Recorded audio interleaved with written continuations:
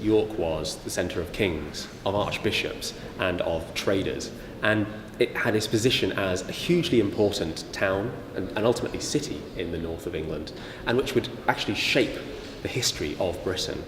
And really we're trying to explore that to make people realise actually that here in the city of York you are really at the heart of medieval Britain, really. But one of our aims really as part of this was to give people a sense of medieval York's position within the world. And we can often be quite narrow in how we learn about history, and what we really wanted to do was really to give people a sense of where they are and where they came from, but then also how medieval York fits into bigger patterns so that they can understand it in the history of England, or indeed the history of Europe more generally. In this display case here, you see one of the outstanding objects within the exhibition here, which is called the Middleham Jewel.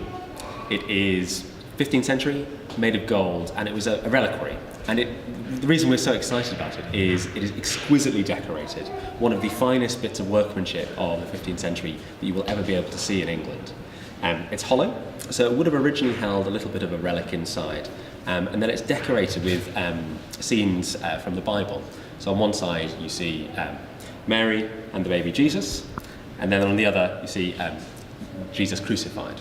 The Middleham Jewel was found in the mid-1980s near to Middleham Castle, and this is an area where Richard III spent some time in his youth, and so this may be connected to that very important king for York, and who would reshape the history of the city, really. In this display here, we're really excited about this Town Pendant, and the reason for that is it's a brand new discovery.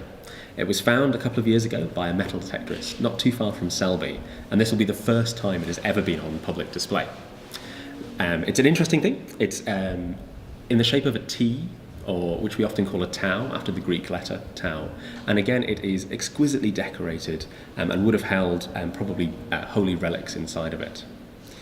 You can see just the decoration shows this sort of twisting plant designs and then scenes from the Bible on it. In this display case here, we have objects that have travelled a long way to come to York, and the most spectacular of those is this silk cap that you see here. It is silk that came from the Near East and possibly all the way from the sort of Asian subcontinent, and it has thus travelled thousands of miles to make it here to York. And the fact that it survives here in York is incredible, really. We don't often see silk of this age surviving. This is 1,000 years old and has travelled thousands of miles to get here, and that's why we're really excited about it. The reasons it survived is probably that York has incredibly good soil for the preservation of this sort of thing. Wood, other organic metal, other organics, silk, textiles survive in York's soils in a way that they don't in almost any other city. In this display case here, you can see something that's really quite unusual, which is painted medieval wood. So the two bosses at the back here would have adorned the walls or the roofs of some of York's nearly 50 medieval churches.